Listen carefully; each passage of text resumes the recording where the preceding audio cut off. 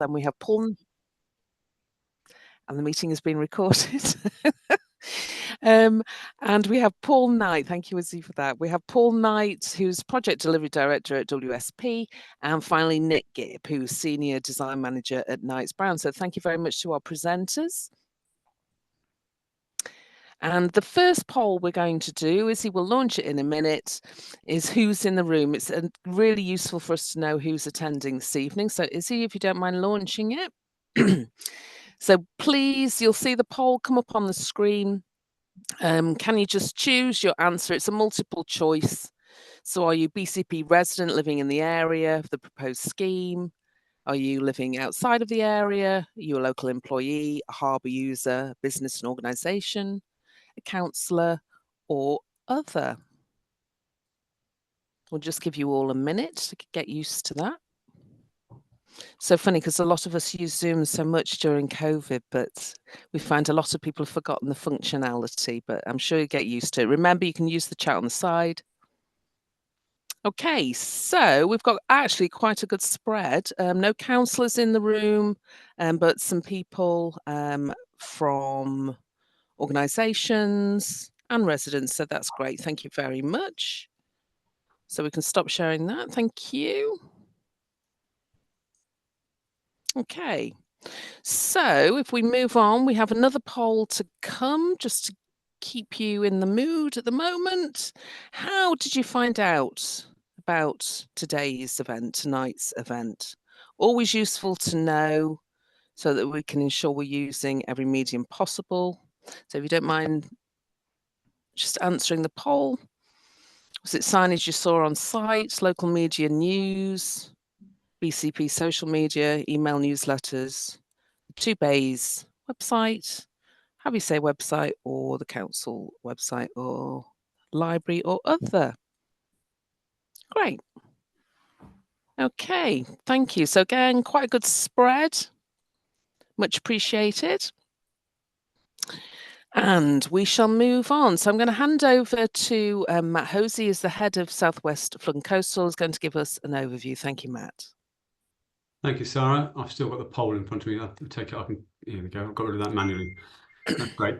If you can go to the next slide, that would be great. So yeah, I'm Matt Hosey. I'm head of Southwest Flood and Coastal, and to prevent any confusion, that is a part of BCP Council as well. We're a shared service operating across BCP Council and East Devon District Council. We're actually a group that work across the broader Southwest region, as it says in the tin, for our branding. We basically provide service support to other flood and coastal departments across that region. So a host of other local authorities and Environment Agency as well. So a team of about 33 people it is now, and a spread of skills. We've basically designed the service model to operate across a broader region, meaning that we can focus on specialist skills to grow the team and to deliver projects under the Environment Agency's national programme. So that's who we are. I don't want you to think of us as outside the council. So we are council officers, but called Southwest Flood and Coastal because we operate more broadly. Okay, go to the next slide. So introducing the scheme itself. So Poole Town Centre is a high risk of tidal flooding. It's one of the highest highest risk areas in the Wessex region. It's a priority scheme for the Environment Agency, who hold the strategic overview for flood and coastal works. We work very much in partnership with the agency, and the area we're looking at tonight is Poole Bridge to Hunger Hill, so running from the A350 at Hunger Hill down to the Poole Bridge, i.e. not the Twin Sails Bridge, the other Poole Bridge, just south of that. So that frontage running around there is the frontage we're looking at. It was identified as a key flood risk area under the Poole and Wareham FCM strategy in 2014, and it's also integral to the local plan and any developments that will come about via that local plan. So it's very key for us to deliver flood defences to mitigate that risk and enable development. What we had historically is an expectation from the authority that development under planning guidance, when development came in, it would deliver flood defences as part of those developments, i.e. developments would need to be built to a certain height to enable the development, and that would provide flood protection in itself. However, if we're going to deliver like that, each isolated development site would obviously be an island. So it's no wonder that developments haven't come forward because of the complexity of having I guess a site that would be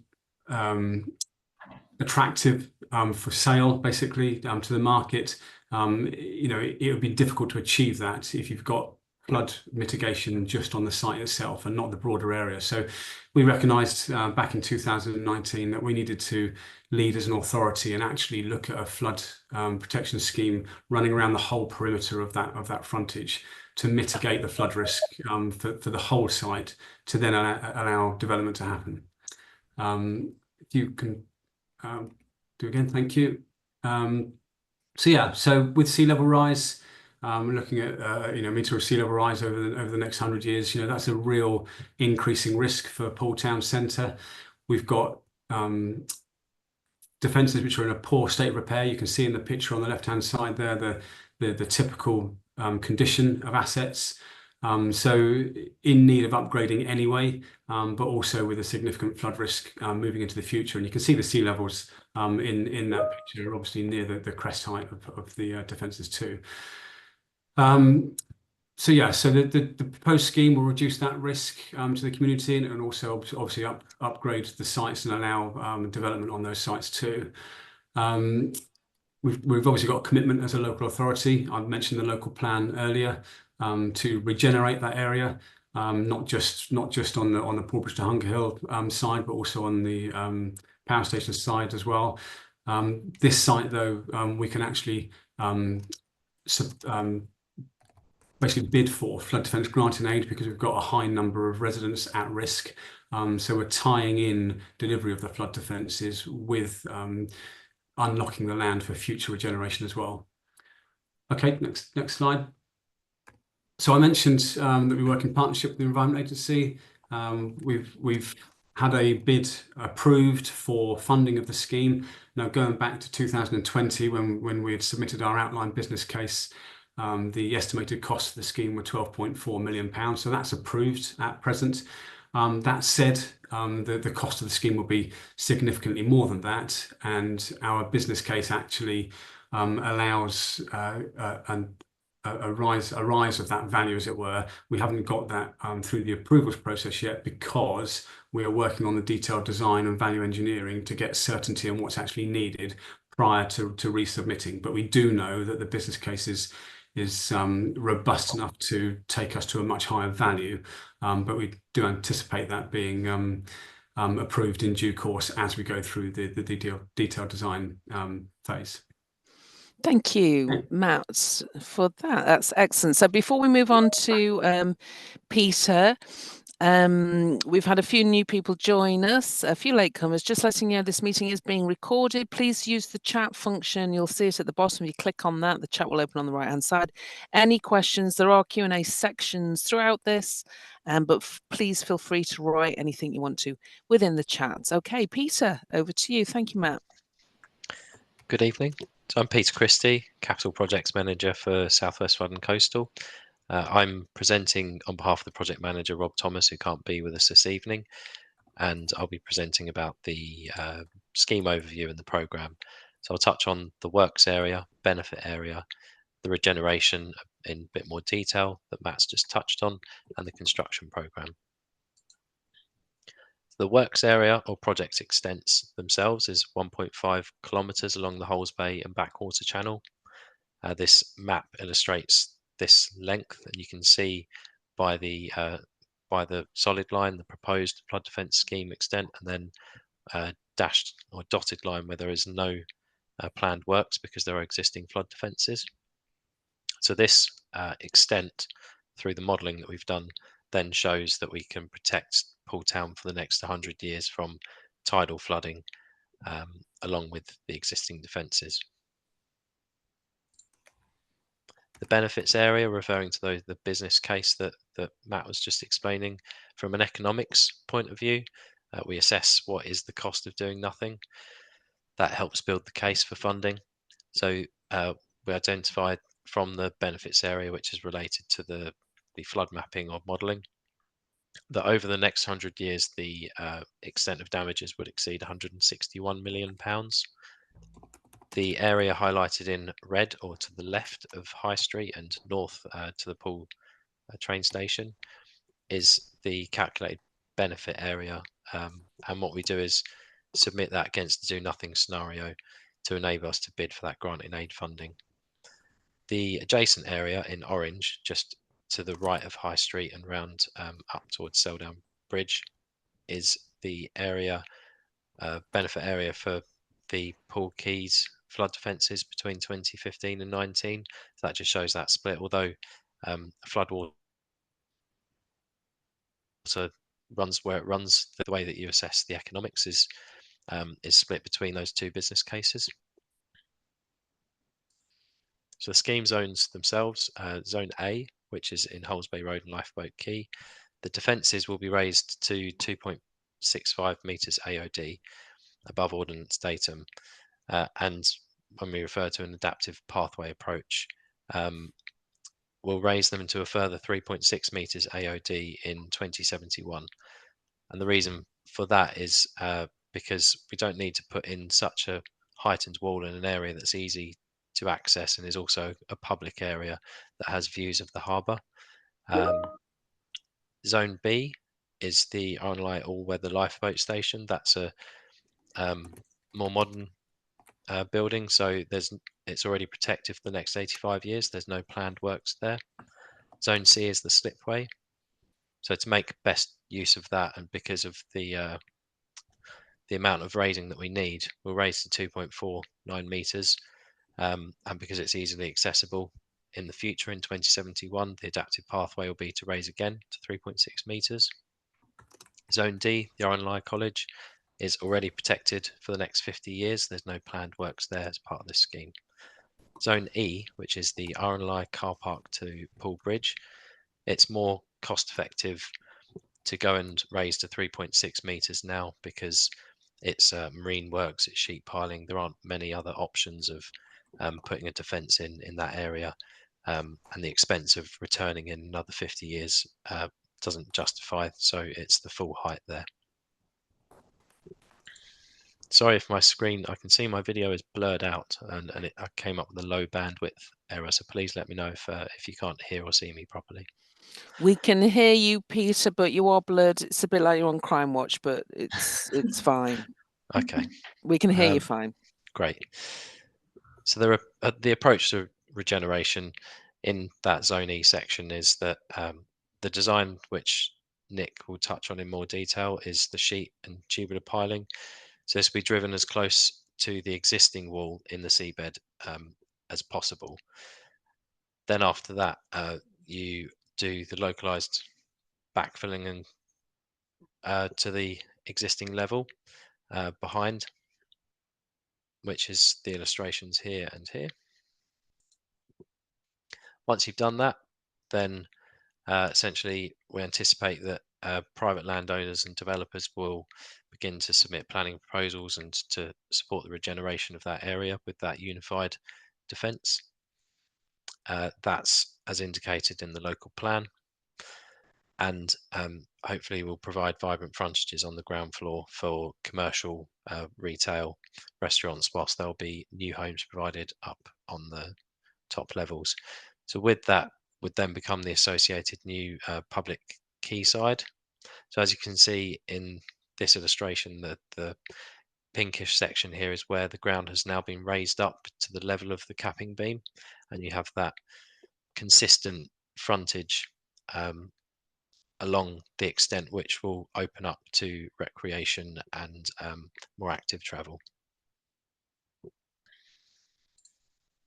The scheme programme, which is subject to things like marine licensing and planning consents and conditions that might be applied by the authorities. In Zone A, April 25 to September 25 is the planned construction works.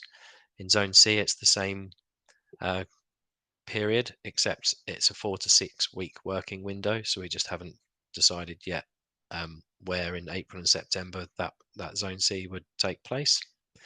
And then in Zone E, we're looking at October 2025 to June 2026 across that section. That's it from me. Thank you. Thanks ever so much, Peter. So we're going to move on now. Let me introduce you to Paul Knight, who is Project Development Director for WSP, and he's going to go through the next section, which is a summary of Zones A and C. Thank you, Paul. Over to you. Thank you, Sarah. Good evening, everybody. My name's Paul Knight. I work for an engineering consultancy called WSP. I think, Sarah, there's a slide with a summary and our logo on. There we go. So an engineering and professional services consultancy doing everything from highways, railway, water supply, sewage treatment, and relevant to this, flood and coastal erosion risk management. Thank you. Next slide. So I'm going to run through very quickly the design philosophy for Zones A and C. Zone A is Holes Bay Road and Lifeboat Quay. So the first slide here, the illustration touches on the proposed flood defence design for Holes Bay Road up to the junction with Lifeboat Quay. It's a very simplistic approach. As Peter was saying, we're looking at it in 2 iterations. What can we do to take us through to 2071? And then beyond 2071, is there something practical that can be done thereafter? So up to 2071, typically along the Holes Bay Road section, what we're trying to do is raise the shared pathway by around 300 millimeters, so around about a foot. And as well as raising the pathway, we're looking to widen it to 3 meters or 3.5 meters where we can, so that it's a lot sort of better than in terms of use as a shared path with bicycles and pedestrians. Is a bit tight at the moment. So up until 2071, where we can, raise the path and widen it.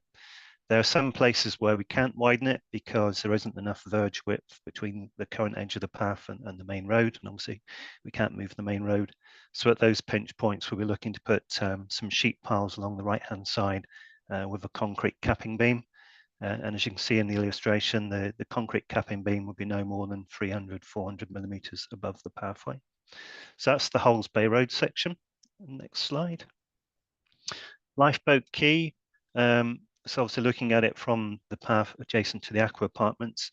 So along Lifeboat Quay, what we're proposing to do is put in a line of sheet piles along the edge of the planted area and the current shared pathway. And on top of those sheet piles, we have a concrete capping beam. The ground level at the Aqua Apartments, at either end of the Aqua Apartments, is currently high enough to take us through to 2071. So the flood defences will actually terminate before it gets to the sculpture. So you can just about see in the background the white line of the concrete capping beam on top of the sheet pile coming along and then returning back towards the Asda building there. So yeah, it just forms a new boundary between the planted area and the existing shared path. Before we move on to the poll, which we will in a minute, Paul, someone just had their hand up. I've just lost you again. Was it Alex? Alex, did you want to ask a question now, or do you want to wait for the Q&A? No, I'll wait for the Q&A. Sorry, I've got cool. That's fine. That's fine. We like enthusiasm. So if we just go back to the poll, can you please launch it? Thanks, Izzy. So this is a real quick one, guys. So on Zone A, that Paul has just gone through, are you broadly satisfied or are you dissatisfied with the proposed flood defence proposals for Zone A? So this is a quick satisfied or dissatisfied. Okay, we can end the poll. Thank you very much, Izzy. So that's a good satisfied. So Paul, you can crack on. Thank you very much. Thank you. So I think the next slide should be Zone C. So theoretically, very, very simple. There's an existing slipway between the RNLI or Weather Centre and the RNLI College. The slipway has a ramp on it as you approach the slipway. So the intention to take us up to flood risk for the next 50 years is simply to raise the ramp by about 250 millimeters, which requires an extra couple of courses of bricks on the left-hand side adjacent to the RNLI College. And that's it for Zone C. Sounds very simple.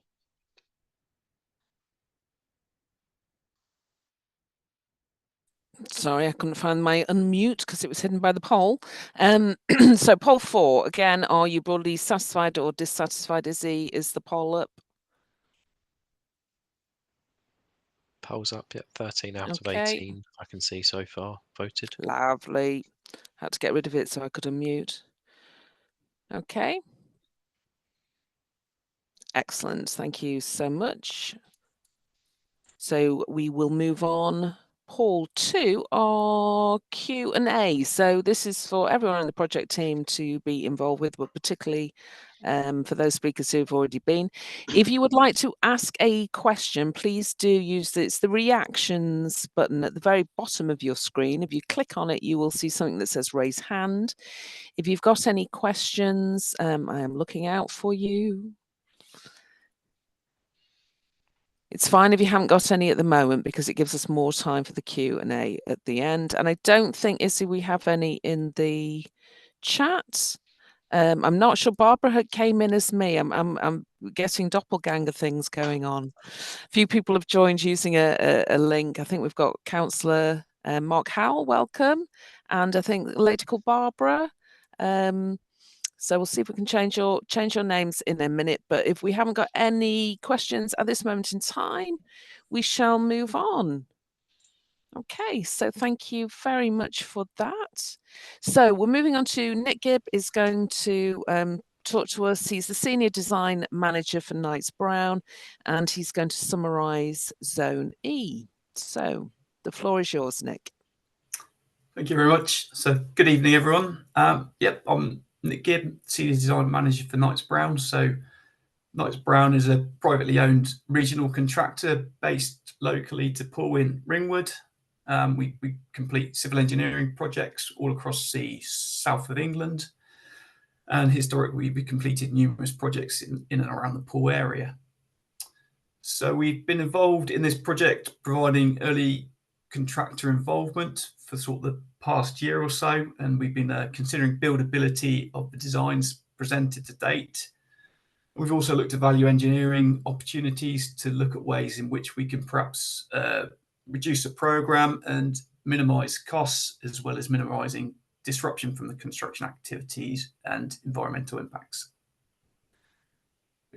Move on then, please. Thanks very much. So for the Zone E design, so starting at the northern end of Zone E from the RNLI car park down to Poole Bridge, the wall construction is constructed from steel piles. So that's a combination of tubular steel piles and sheet piles, which are then sort of capped off with a concrete capping beam. So the piles are installed into the seabed up to a maximum of 3 meters in front of the existing seawall. And then the gap between the existing seawall and the new piles is backfilled with a engineering fill material. And then that will provide the flood defense for the next 100 years. Where the new seawall will pass in front of the waterfront development, which is currently under construction. And to enable the construction, the existing Sunseeker pontoons will be temporarily removed. Then on completion of the wall installation, they'll get reinstated in their current configuration. And similarly, at Sunseeker, they've got a boat hoist and drop dock to allow their operations to continue unhindered. There'll be some temporary flood defences which are erected around there to provide a level of flood defence to provide continuity. Thanks, Peter. So moving south there, at the moment, there's an existing access to the harbour along Whittles Way, and that will be maintained via a floodgate. So there's a picture there to the left, which kind of depicts what it will look like. So under normal circumstances, the gate will be left in the open position during periods where there's a flood predicted, and the gates will be closed. Thank you. So then D Way, which is a privately owned road, there's currently an access to the water there, but under these proposals, that access would be removed and the flood defence would carry right through. Then the adjacent building to D Way, or the business, sorry, is pool moorings and jetties. So to allow them to continue their current operations, there'll be a floodgate located in that location. And again, on the left-hand side there, you've got some before and after visualizations of what that would look like.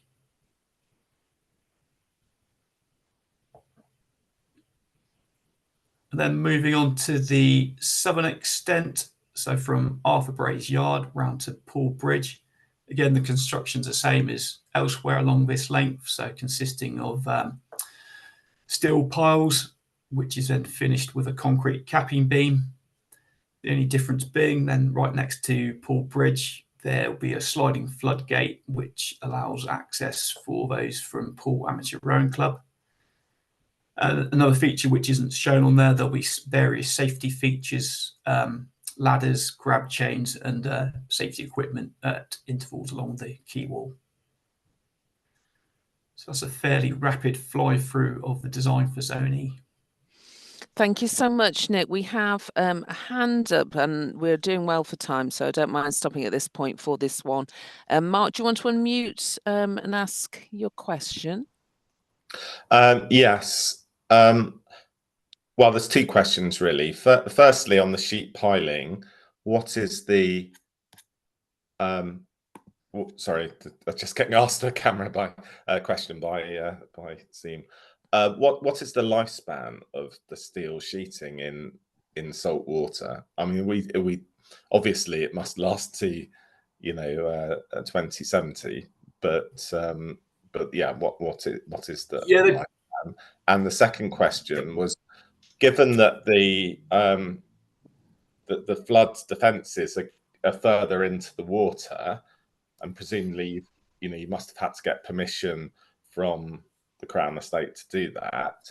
Who actually owns that bit of reclaimed land? Because that's going to be part of the quayside that we want, isn't it? So would the council own that? I'll answer the first part of the question, which I can answer, and then I'll hand over the reins to perhaps Peter or Matt for the second part, if that's okay. Yeah, I can take that question. Thank you. So in terms of the lifespan of the piles, the wall's been designed to provide a 100-year design life. So to make sure that you've got sufficient thickness of metal over that period, because obviously there's corrosion and you suffer from accelerated low water corrosion in coastal environments. There'll also be the addition of sacrificial anodes installed on the wall, which will basically they'll corrode in place of the sheet piles. So that will provide you the design life, the 100 years. Thank you, Nick. And in answer to the second part, who was it that popped the... Peter. Apologies. Peter. Can't see That's me all right, Peter. Would you like to answer that one for Mark? Yes, thank you, Councillor Howe. So we will have an agreement with the Crown Estate to purchase the land that we build on. That will then be owned by BCP Council. Of course, that is a change for some of those businesses that have direct marine access. So there will be provisions put in place to ensure that they can continue to have that marine access.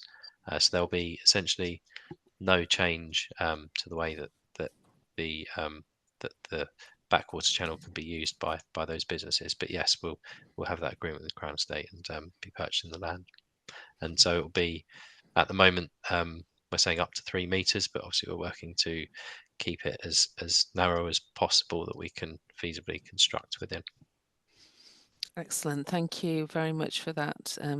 Peter, Matt, you've got your hand up. Do you want to add to that?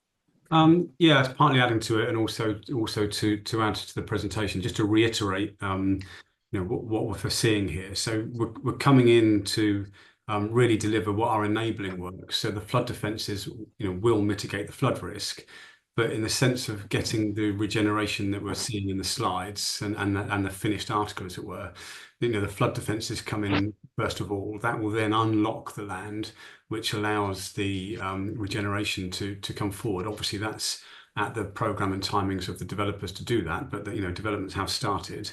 And obviously, flood risk being mitigated makes it far more attractive to do those developments. And then we'll see, once development is enabled, the ability for the council to work together with developers to provide the waterfront sort of access way, as it were, so that the band of sort of walkway, whatever it will be, in the sense of achieving our aspirations as regeneration, that waterfront asset, as it were, the walkway, would be maintained by BCP. So we're looking at, obviously, the asset that we're putting in place, the flood wall, would be a BCP asset, which we would be responsible for maintaining. But also, if we were to look at the broader regeneration, the aspiration really is to have that asset where all of the infrastructure on top of the walkway would be maintained by BCP Council as well. But it would be a continuous asset to give that regeneration feel and look that we've seen in those pictures. So there's sort of three main phases, really: enabling flood defence works, the flood defence is coming in place, then development's happening once that mitigation is in place, and then the finishing touches, really, the icing on the cake of making it that public space that we're aspiring to. Excellent. Thank you, Matt, ever so much for that. And if you look in the chat, everyone, if you just click on the chat function, Paul has very kindly put an exclamation of sacrificial node. So we can include that in the notes as well, but if you want to have a look at that, please do. Thank you. Izzy has popped the next poll up, and then we are going to have a very quick Q&A if anyone wants to ask anything else on that particular zone. Zone E. So broadly satisfied or dissatisfied with the proposed flood defence proposals for Zone E? Okay. So out of all of these, at the moment, this is I'm not going to say the word controversial, it's the most interesting. Okay, great. That's great. Thank you very much. So we've got opportunity now for very quick Q&A on Zone E. I know, Councillor Matt, you asked your questions. Anyone else got any questions? Michael, Patrick, would you want to unmute Michael and ask your question? Thank you. Yes, good evening, everybody. Mike Patrick, Poole Harbour Association. Just to explain who I am, what I do. I chair the Harbour Association, which predominantly covers the marine boat users in the Holmes Bay area. So obviously this has been on our agenda for quite a few years now.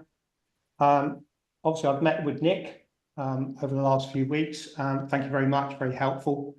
But just to say that we had a meeting last night, and one thing did come up, which I believe that other members have already spoken to Nick about, but it's about the Whittles Way access once the flood defence has been put in place. The discussion was access to water. A lot of it came up last night that the concerns were health and safety. At present, we have concrete steps there, which will obviously disappear under the new structure. I was asked by Nick on preferred materials, which I stated at the time being metal, but in hindsight, that is not necessarily the most appropriate product. So maybe concrete is better, which I believe was highlighted by other members at the meeting on Wednesday at Scout Hut. But the predominant thing that came out of that, and bearing in mind 10 of the members that were present out of the 30 members last night, 10 of those actually work in the RLNI and are safety managers. One of them is the senior safety manager there. And he has asked me to bring to the meeting tonight the fact that when the seawall's been finished, then a pontoon could be put to the right and steps to go down to it, which would rise and fall with the tide. It doesn't alleviate accidents. It's just, it just makes things better for the boat owners. These particular boat owners are residentials. As we know, opposite at the Sunseeker there's a pontoon owned by Poole Harbour Commissioners. And at present moment, we have 9 members in total that live on their boats. That's 24/7, 365 days. So that access area is a bit like walking up to their car, which is their dinghy, to go up the drive to their homes. So they are taking backwards and forwards goods, fuel, and returning likewise with spent goods and refuse. and to have a stable platform there would be more helpful than what we've got at present moment in time. We have had one member, he's 89 years old, that lives on that pontoon. He slipped a few weeks back on the concrete steps and broke his arm. So at present moment, the other members are ferrying him backwards and forwards. We also have 2 other members that live further down Holes Bay, down towards the Cobbs Quay area. Yet again, they predominantly use the slipway by the RNLI, but there are occasions due to tidal interaction, because that slipway actually does dry out, that they have to come across to Whittles Way. And again, at present moment, those steps do get covered in weed, and there is a health and safety issue at present. But if that could be mitigated in the future, then that was predominantly what came out of the members' meetings last night. Thank you very much. Thank you, Michael. Nick, did you want to come back on that, or anyone else from the panel at this moment in time? Nick, I think Michael, you're quite succinct in what you said. Yeah, just the thing I can add is that certainly for Whittles Way, currently you've got the concrete steps down there. We tried to replicate that detail in the design. So the design at the moment is to have on the seaward side of the floodgate, we're proposing some metal steps which will go down to the water at all states of the tide. Currently, the proposed don't include any form of pontoon or anything else, but I think those are perhaps all points up for discussion with BCP. Excellent, thank you, Nick. We've got Councillor Mark Howell's got your hand up again. Mark, thank you, Michael, for that. Would you like to unmute Mark and ask your question? Yes, thank you. Basically, it's about the rowing club. So it looks like, from what you've said, that the designs suit the rowing club's current setup, but in the local plan, they're destined to be incorporated somewhere within between the bridges site at the moment, and which may not be exactly where they are at the moment in terms of access.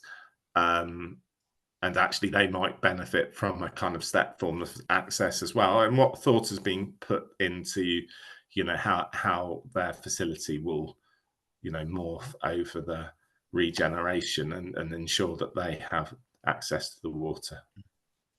I'm happy to answer that one as part of the ongoing dialogue with the amateur rowing club and looking at alternative options.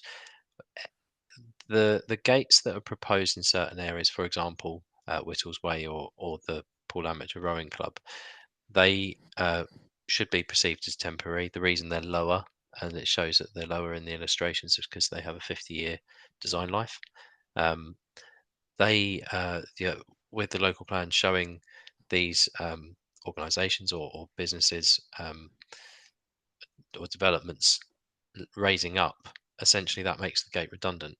So where that gate was a feature, or something can be done by the future regeneration.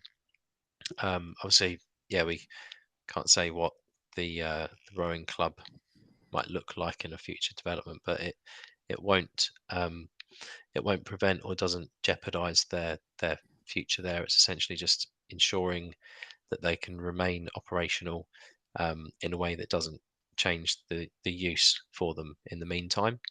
And it's probably the most cost-effective way of doing that for themselves and for other areas where there are perhaps already plan applications or there will be in the future. Does that help answer the question, Councillor Howe? I'm not sure it does, because from what I've heard you say, at some point where the access is proposed, it will be built up to the same level as the rest of the plans on the site, but doesn't explain how you get the rowing boats into the water if the rowing club stays within the new development. Well, not necessarily, in the sense that the ground behind that floodgate, provided that the main thing for development is that dwellings are protected above 3.6 meters, you could have the rowing club either part of a development, or it could be near where it is now. This is sort of hypothetically speaking, with a way to access down a slope or some sort of feature. It doesn't necessarily mean, we're not saying that where those gates are that you would 100% have to build up to 3.6 meters at those gated locations in the future. I think I'd just add to what Pete said as well, Councillor Howell, and we've had quite a lot of dialogue within BCP around the options for the rowing club, and we've looked at timings and we sort of pressed, I suppose, for what options are there to allow us to make decisions on design, and come to the conclusion that at the moment that interim solution of maintaining the area, there's no alternative site immediately coming forwards, basically. So maintaining access in their existing site is what we're needing to do, but we've got the adaptability to be able to change that site either to accommodate them or if they're relocated elsewhere, depending on those negotiations. We can change the use of the site they're in, but in a sense of the immediate needs on levels, it's a standard of protection that we provide, so a 1 in 200 year standard of protection. But if it's meanwhile use, as it were, you don't need to look at the full 100 years. If you're going to develop it later on, it's something which is just gets you past the period of changing the use of the land.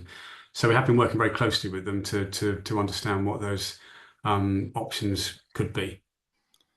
Yeah, sorry for pressing the point, but given that this is a council project, but the obligation to meet the rowing club's needs is on the developer or the site owner, then who would end up paying for a new access to be created onto the water if that was needed? Would that be the council or the developer? I'm not sure we can answer that from the flood defence team. I think it may be better to have a conversation with you, Councillor Howell, about this specific thing in terms of the local plan, or it might be coming away from the flood defence scheme delivery. Not that I'm trying to not answer, I just don't think we have an answer to that. Yeah, no, it's just I'm just trying to get to whether it's a false economy not addressing this issue now, but yeah, clearly it needs some further thought. Thank you. Thank you, Councillor Howell. Michael, before I come to you, if it's all right, can we just finish very quickly? Nick's just got a couple of slides on the construction bit, because that will finish off all of the presentation. Then we'll be going straight into larger Q&A, which will give us actually a good 30 minutes. So, Michael, I will come straight back to you, I promise. Thank you. Thanks. So, we're just going to move on to Zone A construction. We're going back to Nick Gibb of Knights Brown. So, Nick, if you want to finish the presentation off. Thank you very much. Thank you. So, for the construction of Zone A, it's I guess it's fairly a light touch in terms of the construction activities. It's mostly going to be involving sort of earthworks and groundworks, so raising the levels. So we'll have a variety of plant there, but that will include excavators, dump trucks, and then some piling equipment. So it's a relatively small equipment we'll be using there. To allow the works to go ahead, there's some fairly narrow strips up along Holes Bay, so to provide access to get plant in and material deliveries and excess material away from the site, we'll have to implement a lane closure, and that will be during off-peak hours to provide access to all areas of the site. Similarly, throughout the works, the footpath which currently goes up along Holes Bay will have to get diverted around the construction site. And whilst most of the activities aren't going to generate a huge amount of noise or vibration, there's certain activities such as there's some areas which will incorporate some piling works. So we'll set up noise and vibration monitors, as shown in the picture, the top right-hand side of the slide there, at strategic positions, just to make sure that the noise and vibration don't exceed predetermined targets or allowances. Similarly, around Lifeboat Quay, where we're closest to the Aqua apartment and residential properties, and there's some piling works to be undertaken, we'll put some acoustic panels around the site fencing to further reduce the disturbance from noise. Thank you, Peter. If we just move on to the next one, please. So Zone C, again, this is, as Paul touched on earlier, it's fairly minor works here. We're raising the slipway levels by about 250 mil, so there'll be relatively light touch in terms of construction works. There'll be some small plant there to break out the existing paving and road, and then we'll reinstate the slipway to the new levels using sort of asphalt road construction plant as shown in the picture there. And the works will be completed over a 4 to 6 week window between April and September next year. Next slide, please.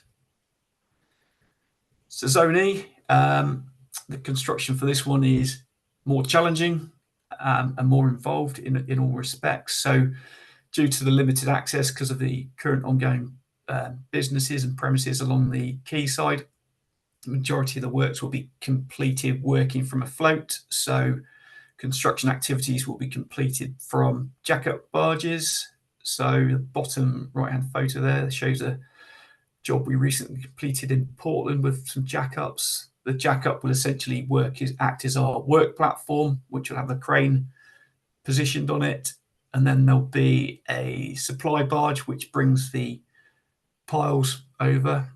So we're planning on using the former power station sites as a compound area and storage laydown, so we can have all our piles and materials brought into site in advance, and the barges will be taken across to that side of the harbour, loaded up and then brought over to the adjacent side for installation into pile gates and then to be driven.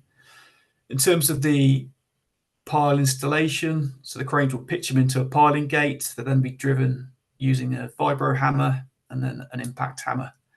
So those operations will tend to generate some noise and vibration. So similar to Zone A, we'll have these noise and vibration monitors set up at strategic positions just to make sure we don't exceed predetermined limits.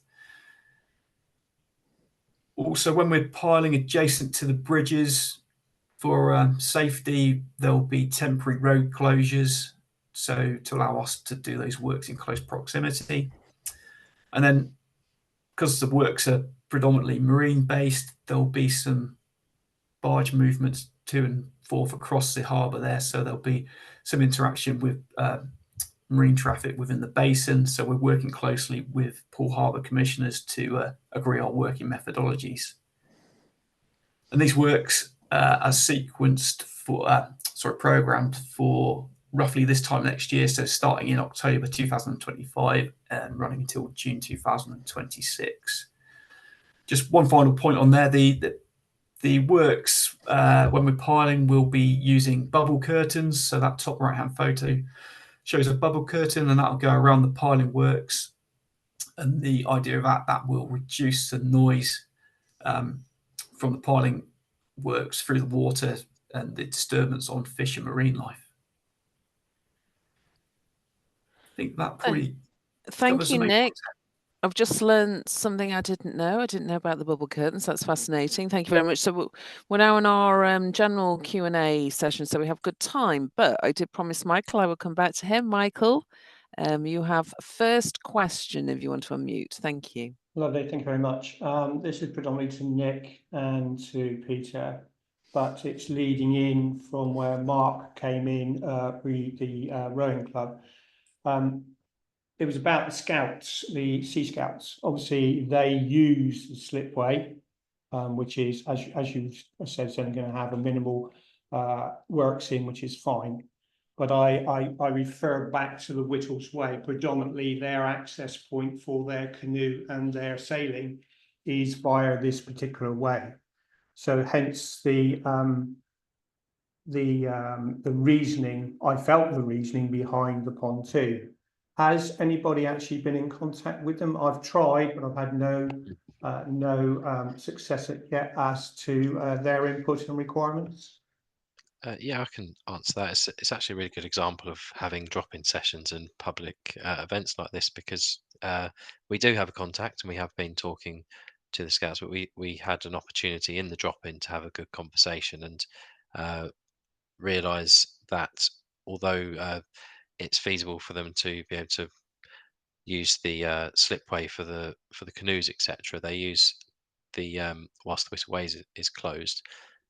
Closing the slipway could be an issue for launching safety boats. So it's made us understand the how we will need to work with obviously yourselves, but also the Scout group to make sure that they can launch safety boats as well as canoes.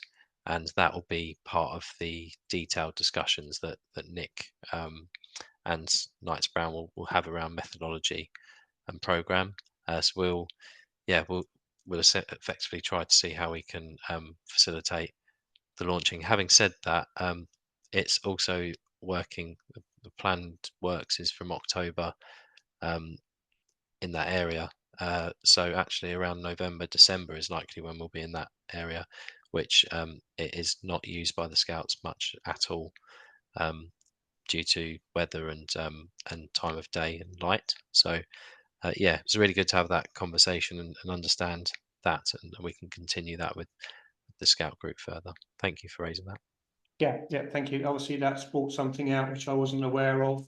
If that is the timings and what have you, not that the members had an issue, they were quite happy to actually remove every single dinghy from that area at any period. But obviously, if it's later on in the year, which is outside the season, that will make them happy people. We like Subject happy planning and people, Michael. yeah, and our Yes. program is only getting more and more detailed and finalized as we move on. Of course, it's worth saying we've got a marine license to submit and planning to submit, so that will tease out sort of any additional working window constraints that are environmental or otherwise. So yeah, just wanted to highlight that.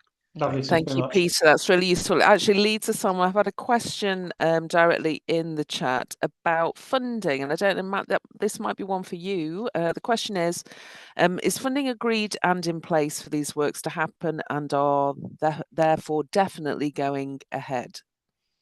Yeah, so that is what I was talking about at the start of the presentation, in a sense of the approved funding. So we've got £12.4 million approved at present. The outline business case, which was completed in 2020, obviously a fair bit of time since then, COVID and the rapid inflation that we know about, we're anticipating it's going to be a lot more expensive. However, the business case is allowing us up to a level of around about 17.5 million, in the sense of the not just cost benefit, but in the knowledge of what we know we can ask for from flood defence grant and aid or grant and aid from central government. We know it goes up to that level. We're doing value engineering at the moment to try and come in at a level we know we'll get the funding for. But saying that, it's a high priority scheme for the Environment Agency. We've got Dave Pixley on board with us as well, who we're working in partnership with. He's our area advisor for the agency. So if we need a small top up on top of that, that we know we can get from the business case, then there's other ways to seek that funding too. But we're very confident on it. I know that there's been questions around the 12.4 million, and we do know that it's going to cost a lot more than that, but the business case allows us to take that. We're really going through the detailed design at the moment so that we can be accurate on what we're asking for with the sort of final phase of going into a construction contract, because we're in a two-phase contract. So yeah, we're confident with getting that funding. Excellent. Thank you, Matt. That was very helpful. Hopefully, Jason, that answered your question enough for now. Any more hands up questions? Alex Evans, would you like to unmute and ask your question? Thank you. Yeah, hello, good evening, everyone. Yeah, my name's Alex. My day job is I work at the RNLI. I'm the training manager, so I'll be liaising with you a bit closer with the impact to the college. But that's not why I'm here. I'm here in a hoodie as a member of the RNLI Boat and Sailing Club. We basically own the 4 moorings in front of the RNLI College car park. So when you look out to the water through the college car park fence, there are 4 sort of trot moorings there that we look after. We've got 8 in Hulls Bay. The other 4 are by our factory, by the Aqua Flats, on the drying heights there. I already met with Nick in the Scout Hut earlier, so he's got my details with regard to the sailing club. So but the questions I sort of have really is, in the image, I hadn't really looked at the zoomed in picture of Whittles Way before, is how wide is that floodgate, thinking about launching our dinghy? Have we sort of measured the dinghies and making sure that it's wide enough that we can actually get the dinghies through the floodgate? That was question 1. A common question from those that sail or row when we talk about flood defences. Nick, do you want to take that? Or who would like that's to what I was just going to refresh myself and pull up a drawing, but I think it's I can't remember if it's 3 meters or 5 meters. So if you just bear with me, I'll tell you what we're currently. Okay. Just while Nick is doing that, Salman, sorry, go on, Alex. I was just going to say, sorry, the other, well, it's not really a question, it's more of a statement. I guess the slipway, obviously as a boat owner, using the slipway, a peak season for us lot is to go on the water in the summer. And the window for the slipway is April to September, but in the presentation you said it was only a 4 to 6 week window to get the slipway done. Is there any chance in any planning at all you do that first? So you start in April and almost sort of get it done before July and August? Would be amazing. Okay, interesting question. Would anyone like to take that as well? Unless you found your measurements first, Nick, have you? I'll let Peter answer that one if you want, and I'm sorry. All right. Okay, Peter, do you want to answer the question about windows and when one can and cannot do constructions? Alex, yeah, I think it's probably the reason we haven't decided that yet with the contractor, because to us it doesn't make a difference if it's between April and September, but we're aware that with the RNLI college, you know, the hotel, etc., that it might make a difference. So we've been waiting to do this consultation to actually gather that information and see when the least impactful time would be. So yeah, I'd really encourage feeding back on that in the questionnaire. Thank you. Perfect, no problem. Thank you. Nick, have you found your measurements? Yep. Currently it's shown as a 3 meter wide floodgate at that location. 3 meter wide. Yeah. Okay. What I might do is go down there with a tape measure. Yes. With a few people and just double check we're happy with what you need to do is construct it in real sizing. Yeah. See whether it works. I've got the same issues at Swanage with the rowing club there, the flood defence we're doing there. Okay, so thank you. I'm going to take there's a couple of questions in the chat. Salman, I'll just ask yours because it's a very interesting one and it's quite straightforward. What are the mitigation measures being taken to address the diesel machinery emissions, which are going to be used during the construction, excavation, and dump trucks, etc.? Interesting question. Would anyone like to answer that one? Great question. Yep, I think I'm probably best placed on that one. So yeah, we've got a modern fleet of plants. So we've all our plant is sort of I guess using the best or most efficient plant available to us. So it still does run on diesel. There are you can run it on HVO, although there's big supply issues. This is a substitute for diesel, which is made from I believe it's vegetable oil. But it's very hard to get hold of, so we can use that on occasions when it's available. But all the machinery is like modern cars that has stop-start technology. So when you don't just sit there idling, so when it's not working, the engine cuts out. And similarly, the other measures we sort of like to take is sort of the site cabins, rather than having a diesel generator chugging away to provide power to the cabins.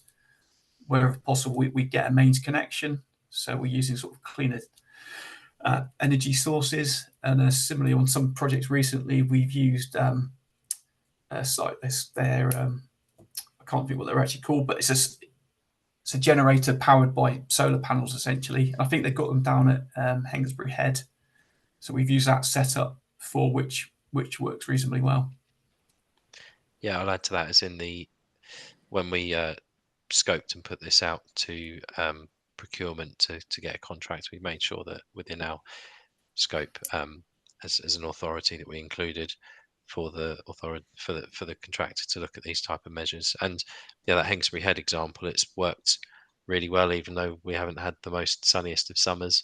The solar generator down at the Hengstbury Head Long Groin repair and upgrade works has worked really well. So it's those kind of incentives to reduce the impact on the environment and the community we're really keen for. Just to add to that, Sarah, as well, one Yep. of the documents that will accompany the planning application is a construction and environmental management plan, which looks at the whole project and the mitigations and the impacts. Excellent. Thank you. That was a really interesting question. We have another very interesting one. Christopher, you've put it in the chat, but do you want to ask this because it's quite specific? Or would you like me to read it out? Just unmute if you want to ask the question. I've unmuted. Lovely. Thank you. Do you want I've- to ask your question? Okay. 10 years ago, the datum level for Carter's Quay was 3 meters AOD. And this project is heading towards 3.6, which is great. That's fine. All the statistics are backing that. So why did the waterfront development go for 5 meters? With this, with the new harbour wall on the outside edge of the waterfront side, we're going to have an upset ground level of 1.4 meters. I'm happy to answer that. That's okay. Thank you very much. I think it's probably a good example of why encouraging a consistent unified defence means we're more likely to have finished levels for a generation that are compatible. So in answer to the question about Carter's Quay being 3 meters or AOD or referring to that, can't say without looking whether or not they have that as the capping or the sheet pile level, but they may have allowed for floodable landscape, and then the buildings or dwellings would have to been at 3.6 meters or higher. We're a bit different when in terms of developing a flood defence scheme, is that the finished level is that level required by planning at the 3.6 meters. And as for the waterfront development, they are required to meet a minimum under their flood risk assessment and as per the planning, which would have been 3.6 meters. But the developer, if they choose to, can or could build higher, which in this instance they've done. I'm not sure 100% on the reasons. It may be for to be able to fit undercroft car parking or things like that. So having said that, with the 3.6 meter finish level on the flood defence scheme, I think that reduces the likelihood that you would have a development that would build at a higher level in the future. I hope that answers your question. Peter, just to add to that, if you could show the visualization for Zone E in front of the waterfront development, it shows the interaction between their finished levels and the top of the flood defences. Just to show that there's it's been considered. It doesn't mean that there'll be a disconnect the way that we intend to develop the flood defence out. So I think you can actually see these steps in the construction at the moment, and these steps will go down to the waterfront, the quay here. Having said that, up until at the moment, obviously it terminates because Sunseeker are there and operational.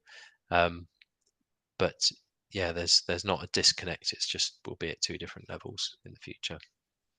Okay, thank you for that, Thanks, Peter. Paul. Christopher, does that answer your question? Do you want to add anything? Can I just it's a wish for everybody who lives in Poole that we will have a harbour walkway of a suitable width. I can see from that sketch already that width is probably only 1.5 meters.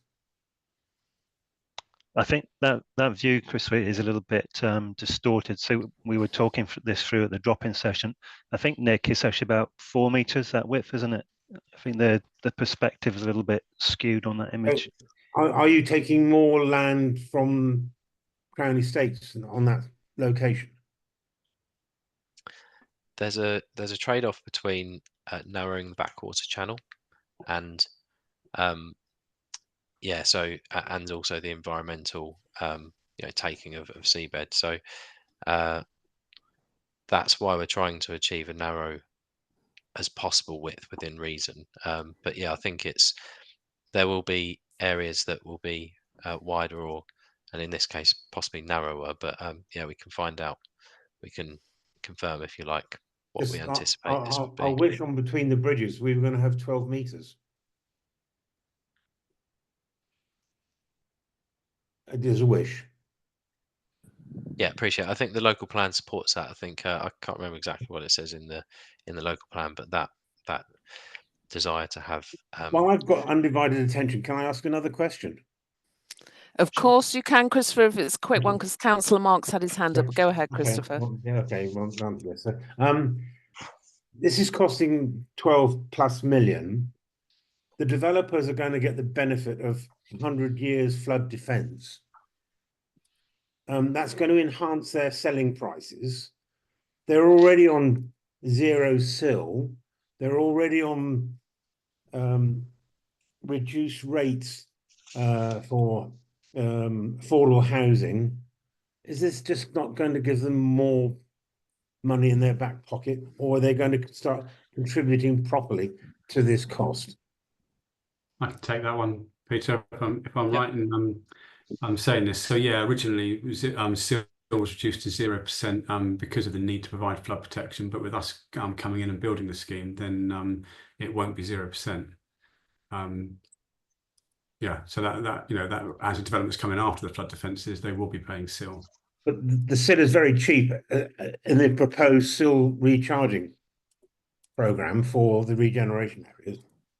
It was at 0%. Yes, it's going up slightly. Yeah, so that was, I guess, how our planning colleagues were looking at balancing out central government paying for the flood defences. Okay, I'll hand over to Mark. Okay. Yeah. Okay, thank you, Christopher. Mark, do you want to ask a quick question before we finish? Yeah, it was just following on from Chris's point, actually, which has just occurred to me that, if whatever the width is, I forget of the reclaimed land, 1.5 meters or whatever. If the local plan says that, the width of the walkway, shared pathway is, say, 12 meters, then does that include the 1.5 meters that we are adding in? Because if it does, then the developers are benefiting from what could be 14 stories of development for over the length of the site for 1.5 meters, which is quite a lot of additional profit for them. So there needs to be some kind of cost recovery mechanism if they are going to use that 1.5 meters just to reduce their obligation to provide a certain width. Okay, thank you. Would anyone like to give a succinct-ish answer, Matt, or are you happy to take that one? I've not got the knowledge of a very succinct answer, but obviously that negotiation is with regeneration planning sort of colleagues as to what people are committed to give up as part of their land ownership. I think what I would say is that encasement of the existing asset would always have been part of providing flood protection. So I don't know if that's a difference in from original proposals, but I guess the balance is, like I say, sill has been reintroduced, but also we want to make sure that the area's developed. We've sat on the sites for over 20 years with nothing happening. So we've got central government to pay for the scheme to happen. If we can get some sill as well from a council's perspective to balance out the original need to provide defences themselves, then we're still in a good position. So yeah, the negotiation around exactly getting 12 meters and how that works with regeneration, unfortunately, is our planning colleagues and our regeneration department, Councillor Howell. It's not a negotiation that we're able to have. And I'd Okay. add to that just very briefly that we've got a Yep. project board in place for this project, and as part of that project board, we have members from those areas as well. So Good that point. yeah, it's just making sure that we have those kind of conversations, Councillor Howard, make sure that we're connected and going forward, which we have been having and we'll continue to have. So thank you for making that point. Excellent. That's a really good point, actually, Pete. You're right, and actually that board has been in place with our planning, estates and regeneration colleagues, you know, for years since we put the business case together in 2020. So yeah, people have always been sort of well informed on what our aims are as a flood and coastal team, what the aspirations are of the broader area, and they should be bearing that in mind with any negotiations on you know, what land is provided for that sort of walkway area as part of the local plan. Okay, excellent. Thank you, Matt and Peter, for that, and thank you for the questions. Those that know me, that have had me facilitate before, will know that I'm a stickler for making sure that if we've told you a certain time we finish at that certain time. However, we've got a couple of slides to go through now. We've got a quick poll and then next steps for you that Peter's going to talk through. Some of us will remain on at the end after we have finished that. If you have a question we haven't answered, but please use the chat now. If there's anything you particularly want to make sure is noted. We've got one final poll for you. Thank you, Izzy, for that. Dorset Coast Forum always like to know, and it's very helpful to our presenters as well, what was the level of information like presented today? Did you have too much? Was it just about right? Or was it not enough information? It always reminds me of the porridge question in that fairy tale. It was just right. Okay, thank you for that. And we shall move on to next steps. Peter, you're just going to run through those for us. Thank you. Yes, so the views and suggestions from the public consultation will inform our construction plans and will be represented in our planning submission, which is autumn 2024, so October, November. We're aiming to get a planning decision in winter in early 2025.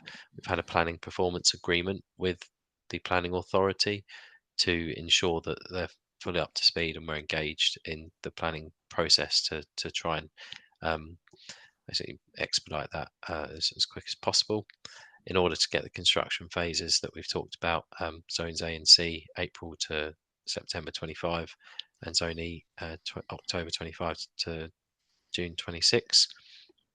And the way to keep an eye out on this, if you want to know what's going on with the scheme, is on our website, twobays.net, which Catherine Corbin, our lead communications officer, is updating with key milestones.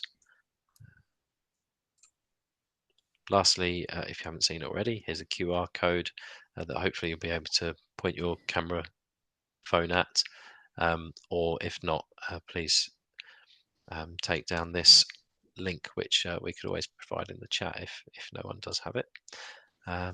We can pop that up in the chat and see if you don't mind, if you can find it. Thank you. Okay. Super. Okay, thank you. Lovely. So thank you so much, everyone, for attending. We are 2 minutes past 8. Peter, do you mind just putting the slide deck down so I can see people? If you want to put your screens back on, people, and wave goodbye. Thank you so much for your time. It is always a pleasure to host for the lovely folk at BCP, and I hope very much that you found the information useful that you had tonight. All of it will be collated. As always, Catherine keeps the webpage really up to date, so that's your go-to place. The consultation is open until the end of the month, so please share wide with everyone you know. And thank you so much, and we will say good night to you. We are going to end the recording now.